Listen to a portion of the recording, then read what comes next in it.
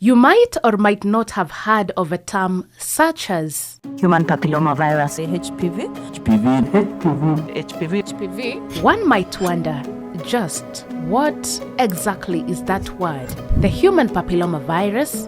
Is it important? What does it entail and why? Are you better off knowing about it?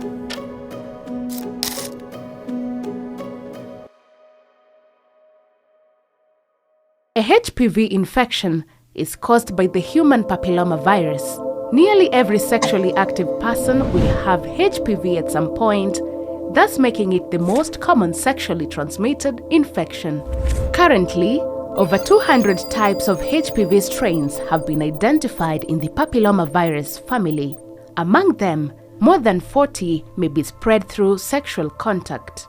Our immune systems usually control HPV infections, therefore, they are eventually cleared by our bodies within a year or two, and in that span, most people rarely develop any symptoms at all. Even then, they can still infect others through sexual intercourse.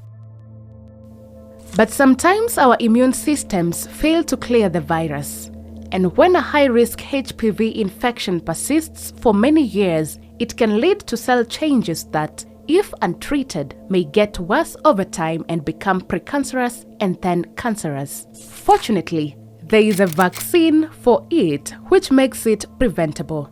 Unfortunately, according to experts, its efficacy is limited by age. Where do we target the adolescent? Adolescents are targeted mainly in primary school. That is where we believe that the sexual debut has not taken place. So adolescent class 7, class 8, they are at the prime age. It's around 10 to 13 years. So we go out and, of course, create the knowledge about it, and then get the consent from their parents, and then we vaccinate these adolescent girls. HPV lives in thin, flat cells called epithelial cells. These are found on the skin's surface. They are also found on the surface of the vagina, anus, vulva, cervix, and head of the penis. They are also found inside the mouth and throat. That explains why HPV can be transmitted sexually and via skin-to-skin contact. Kisumu. A city once affected by the HIV epidemic is at risk of the HPV virus. Having a compromised immune system means that the HPV virus will not be combated accordingly when it's still harmless. This increases the chances of it eventually becoming cancerous. CBCC Africa, through support from UNICEF Kenya, is conducting social mobilization for increased acceptance and uptake of the human papillomavirus vaccine through the Washanjia Adolescent and Youth Platform. UNICEF Kenya, in collaboration with the Kisumu County Government, Department of Health, is implementing a project jointly called the HPV Plus project. And this project is looking at improving and increasing uptake of the human papillomavirus vaccine among adolescent girls 10 to 14.